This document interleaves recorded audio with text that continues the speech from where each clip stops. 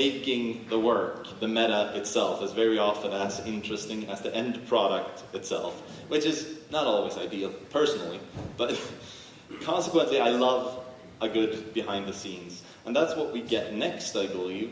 So if you have an Elixir book in your heart, this talk should be for you. And we might even learn a bit about operating the Beam while we're at it. Ellie Fairholm and Josep, Lluis, Giralt, the man with too many names, aka BEAMOps, welcome to the stage. Give them a big round of applause.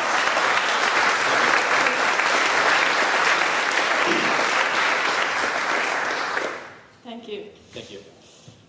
So yeah, we're very excited to be here today. It's really cool to be at a theatre. I used to tap dance when I was younger, and I've been wanting to get up here and do a tap routine. But I won't, or I won't now. Instead, we're going to introduce ourselves. My name's Ellie. And I'm Pep. We are a couple, and we've been together almost 8 years now. We first met in Barcelona, where I am from, and one of the favorite things that I like to do is snowboarding. Here's a video of a trip that we took earlier to the Alps this year. So we've discovered that, if it loads, Josep snowboards like a worm and is always like body rolling down the mountain like this. I ski rather than snowboard, and he's always wanting to beat his fastest time, and I am very slow when I ski, and I like to take a leisurely ski, so we're different but work together well. And together we are BEAMOps, and by that it means that we work at BEAMOps, which is a software consultancy that we set up together about 2 years ago now, and we're all about bridging the gap between the Beam and operations. Yeah, we balance each other out. Last year we published our book, Engineering Elixir Applications, and today we are hopefully going to talk you through our book writing experience with the hope that it will encourage to write your own book. Publishing a book seems such a mystical thing that not people can do, but don't get me wrong, writing a book is really hard work, but in our experience it's actually less out of reach than you might think. We are going to run you through the book writing process, like why and how we wrote the book, and we close with some ideas and tips of how you can write your own. So let's start with the why. Why did we write Engineering Elixir Applications? Or why does anybody write any book? We can think of 3 main reasons. You've got something to say, it's good for your brand, and you want money. Dinero. Well, let's start by saying that book writing is not a $1 million endeavour, so if you want money, don't write a book. Unless you write Harry Potter and you sell hundreds and hundreds of millions of copies, then book writing, and specifically technical book writing, won't make you rich. But it is good for getting your name out there. So there's just 2 of us at BEAMOps, and so writing a book was a really good way of getting our name out there. And it allowed us to give the keynote speech at the Elixir Conf in the US last year, and is most likely one of the reasons why we're standing on this stage today. But books are only successful if they're helpful and interesting to read, so it is important that you have something to say. Yeah, that's right. For us, that's something started with an internal course that I put together when I was working at Erlang Solutions. The course was a crash course meant for interns that was covering Phoenix, Elixir, Erlang, setting up environments, continuous delivery integration, and tools like Docker, Kubernetes, and Terraform. When I presented the course, a lot of people from across the company joined and were interested in learning the operational side of building Beam applications. While running the course, I noticed a theme, and in fact, during a Q&A that we did on the book, we received this comment. I'm often skeptical if Elixir really needs something like Docker or Kubernetes. Beam and the Erlang VM offer very good similar features. Like Ruby on Rails, it looks like for medium-sized applications, those setups are really complicated and overkilled. Bit of a survey, who here thinks that would agree with this and thinks the same? Okay, so a lot of you. Good. It's not surprising because we actually spoke to a friend of ours who's more on the operational side of things, and he's a genius when it comes to all things AWS, and he also agrees with you guys that the Beam and operations don't really play well together. We showed him this blue sky from Josh Price that he posted back in May, after Ettore Berardi shared at the Elixir Conf EU that the BBC of all places uses Elixir to serve over 600 million monthly views and scaled their servers down from 100 to 12. And our friend, when we showed him this, he wasn't convinced, and he kind of thought, if you've got auto-scaling groups, load balancers and containers, why would you need to switch to Elixir? And if you did, then why would it make such a difference? But we have actually seen a similar, although not to the same scale, because it wasn't the BBC, it was a startup. Yeah. But we have seen that you can have huge gains in and out just by switching it to Elixir. Yeah, we both work at a company in Barcelona which is called the Book of Everyone, which is actually where we met. And in this company, the backend was originally written in PHP. It followed the classic front controller pattern where every single HTTP request hits a single index PHP file, which bootstraps the whole application, routes the request, and usually opens a new database connection. It worked until it didn't. During big campaigns, the app would collapse under load, taking the database down. This wasn't because the code was slow, but because the request opened a fresh database connection, causing the database to crash. Then we migrated to Elixir. We didn't scale the servers or add any fancy caching layers. We just wrote exactly the same endpoints using Phoenix, and the app didn't crash again. This is because Ecto uses the Beam and takes advantage of it by using tools like Poolboy. So instead of opening a fresh database connection for each request like the PHP version did, the Elixir would use or reuse a shared connection from the shared connection pool. This meant no more hitting max connections and no more crashes. And as you all know, even if the database did crash, supervisors would have kept that web server running, recovering and isolating from the failure rather than taking everything down with it. So yes, the language does make a huge difference. Yes, it does. Our view is that the Beam and orchestrators are complementary rather than competing. Both the Beam and orchestrators offer similar features like self-healing, fault tolerance, and scalability, hence the confusion. But orchestrators operate at the infrastructure level, orchestrating computer resources and containers. Instead, the Beam focuses on runtime orchestration of Beam processes. I'm sure you all know this, but we just need to state this to make clear to other communities. So when deploying Elixir applications, you can either take one of two paths. You either embrace hot code reloading, or you can take the more established route of containerizing your app and using an orchestrator. And although hot code reloading does sound really cool, and in some specific cases it does make sense, we actually prefer the total replacing of an app when deploying.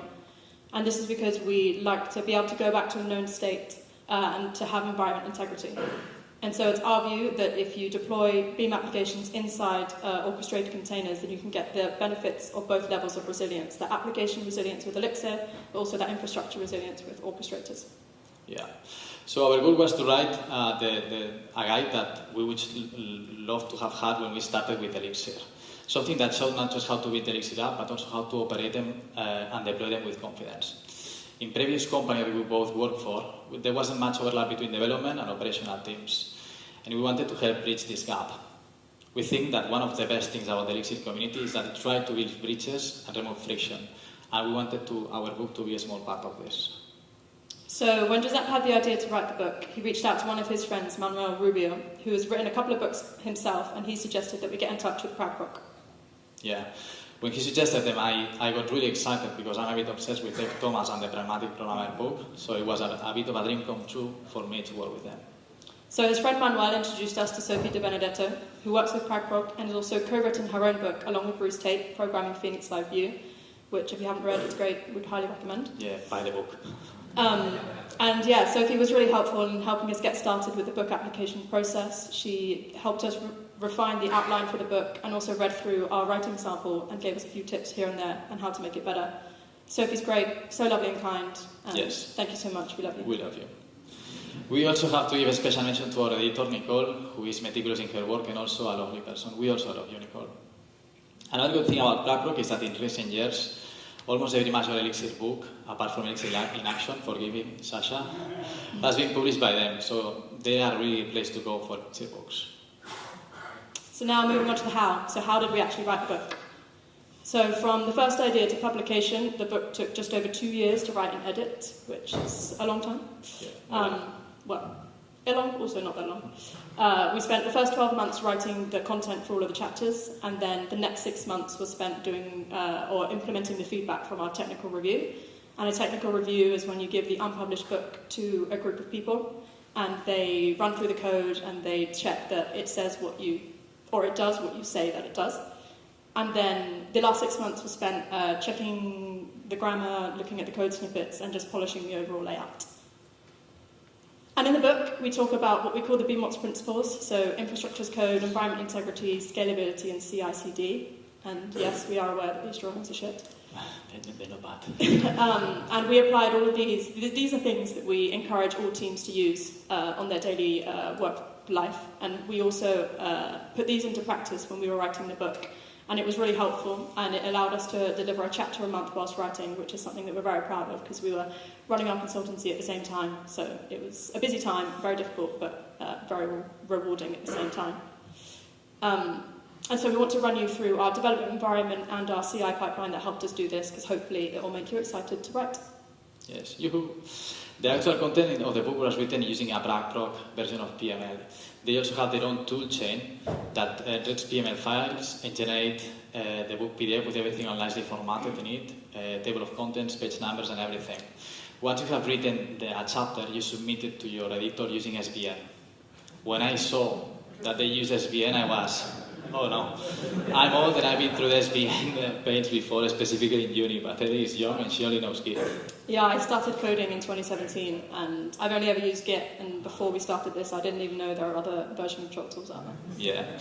Although Pragmatic relies on SVN for version control and all the revision discussions with your editor goes through SVN, we knew that we wanted to use Git for our daily workflow. So to make this possible, what we did was wrapping the SVN repo inside the Git repo. The Pragmatic toolchain uses tools like Ruby, GoScript, and Java. And we knew that we need to, in order to be able to use this toolchain, we need to install these tools. We wanted to have something that we could both use locally and then reuse it in the CI to achieve that environmentality that she mentioned that we are obsessed with. To create this reproducible environment, we decided to use debenv and Nix. Yeah. So if you go to the debenv landing page, you'll see this heading, which is it says fast, declarative, reproducible, and composable developer environments. I would also add deterministic. But if you never used Nix before, it can feel overwhelming at first. You might have seen already this meme, but actually, this is probably the best way to describe my relationship with Nix, like constantly trying to climb in a learning curve that I'm never sure I'll reach the top of. But when you get Nix right, it works like a charm. Yeah, it does. We've had a couple of conversations with people who are ready, and you're either on the Nix bandwagon or you're not. And so we would encourage you to get on it. Yeah. As Josep said, the good thing about Nix is that it allowed us to install all of the tools that we need to use for the Pragmatic toolchain, as well as all those tools that our book uses throughout its journey. And so, for example, we were using specific versions of Erlang and Elixir in the book, and so we installed these using specific shells like this. And on top of that, we then used devenv, or diremv, should I say. And diremv allows you to automatically load your project every time that you CD into that projects folder, which is super helpful. And then we use Cachix on top of this to be able to not have to build our environment from scratch every time that we CD'd into that folder. And the best thing about Cachix is that it only has to be built once on each machine type. So if Josep was the first one to go into the project, he would CD into the project, and his shell would be automatically loaded. And although that loading might take a long time for him, once that was finished and then the cache was updated, anybody using that same project that had his same machine type could reuse that devenv shell, and it would load super quick each time, which was super helpful. Yeah. Yes, so a quick demo. In this video, we're going to clone the book repo into the book folder. We made a video because it takes around 14 seconds to clone it. Then, as Ellie said, we're going to CD into the book folder, and Nix autoloads the dev shell thanks to diremv. We like to output the current version of the tools that we're using for awareness. You will see that the tools that we use for the Pragmatic toolchain are installed along with the tools that we also use in our book journey. There are also some Git hooks that are automatically installed, which Ellie will talk about in a minute. And then there is a help book, which is also a helper included in the dev shell, which includes some useful information about Pragmatic and also the dev shell itself.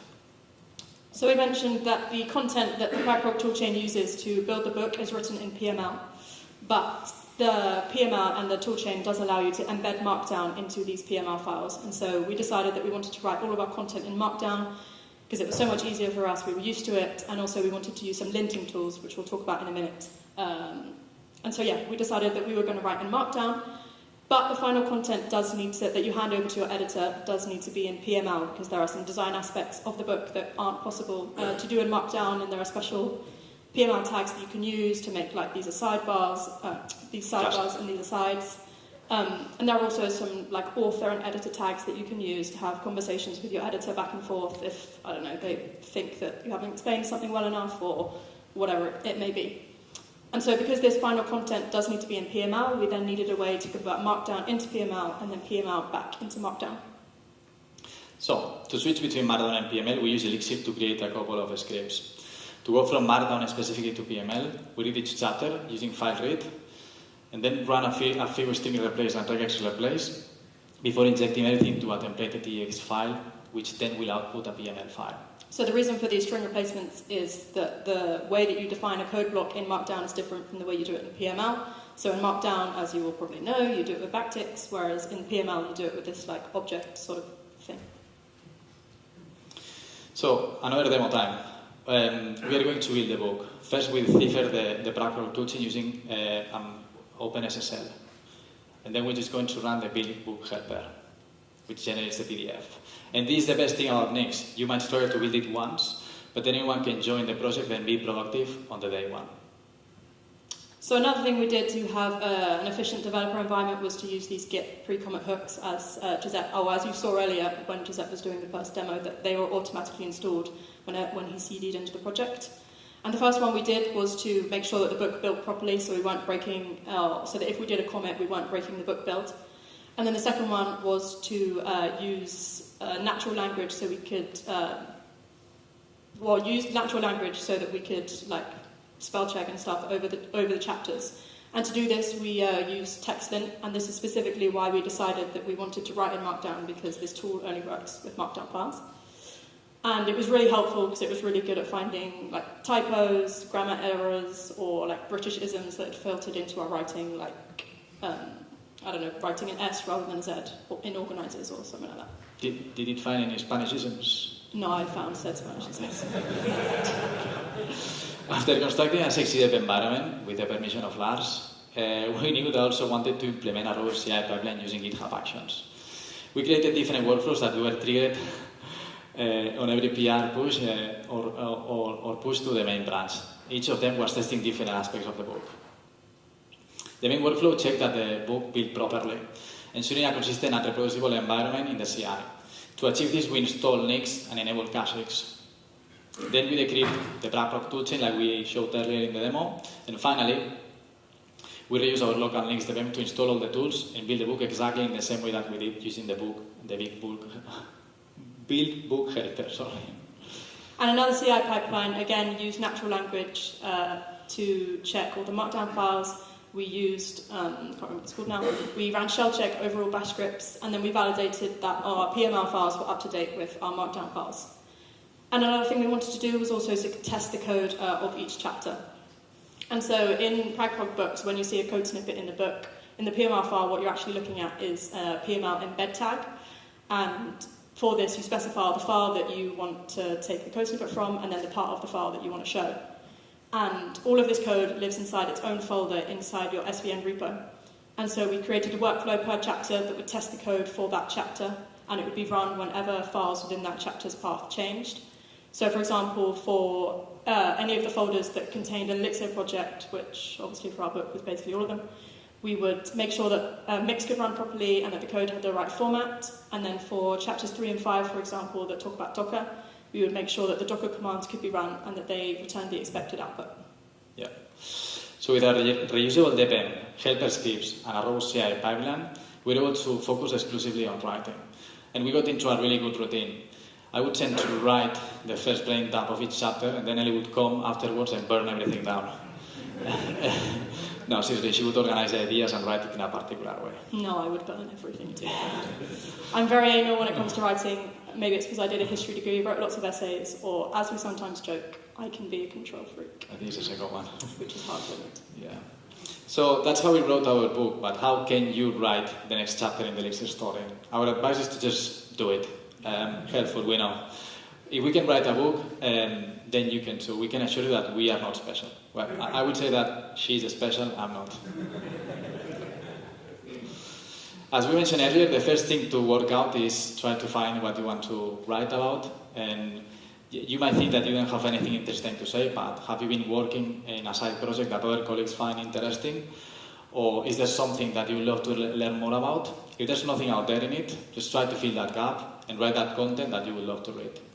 The writing part is hard, but it's not actually as hard as you might think it is. A book is essentially like a really, really, really, really, really long blog post. So start with writing a blog post, or even better, maybe start with writing a series of blog posts or even do a talk at a conference like this. Doing either or both of those will really help you hone your writing and speaking style, and it'll also give you some content to reuse when that time comes to write that book. Now, Pragprog suggests that when writing anything, you should keep these 4 questions in mind. Why should I learn about this topic? What concepts will I learn? What skills will I develop, and how does this relate to what's next? Now, these 4 questions really help you to keep a through line throughout every piece of your writing and really make sure that you stick to your point. So when writing anything, even if it's just a blog post and it's not a book, we would recommend that you keep these 4 questions in mind. But other than that, just make a proposal to an editor. Decide on a topic, just make a proposal. The worst they can do is say no, and if they say no, who cares? But if you don't make that proposal, you'll never know. So if you decide to write for Pragprog, either get in contact with us or message Sophie De Benedetto. Both she and us would love to help you get started. We can also give you the dev shell that we've built, and hopefully that is going to take away the operational burden of setting everything up, and you can just write away. I think we are aware that some other Pragprog authors would love to have this dev shell. So yes, have a thing, come up with an idea, and just get started. If we can do it, then you can too. And just before we finish, we have a few physical copies of our book here if you want to come up and get one. And if not, I think there's going to be a table of Pragprog authors at the next coffee break, so also come up to us then. And also, sorry for the huge plug, Pragprog has given us a discount code if you would like to use it. Go to my BEAMOps, I'll give you 40% off the book. No pressure to use it, but it is there if you want Buy it. the book. Well, yeah, he wants you to buy the book. No pressure from me, pressure from Josep. But yeah, anyway, thank you very much and enjoy the rest of your day. Thank you.